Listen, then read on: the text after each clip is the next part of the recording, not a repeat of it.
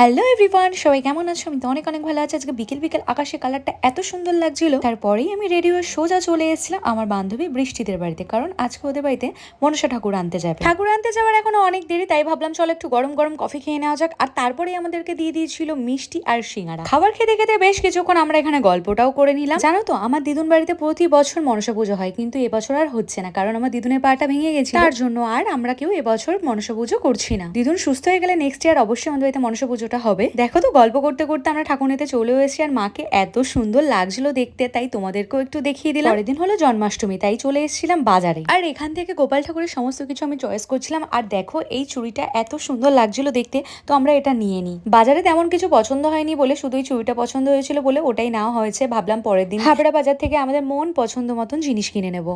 চলো এবার একটু ফুচকা খেয়ে নিই। আর ফুচকা খেয়ে সোজা আমরা চলে গেছিলাম মিষ্টির দোকানে। আর যেহেতু জন্মাষ্টমী, আর কত রকমের মিষ্টি বিক্রি হচ্ছে এখানে, তো আমিও লোভ সামলাতে না পেরে দুটো মিষ্টি অর্ডার করে দিলাম। আর এই মিষ্টিটা খেতে এত টেস্টি ছিল, কি আর বলবো বন্ধুরা। তারপর বাড়িতে এসে সোজা চলে গেলাম রান্নাঘরে, একটু চিকেন রান্না করবো বলে। তো আমার দিনটা তো আজকে এইভাবেই কাটলো। তো চলো বন্ধুরা, আজকের মতন বাই।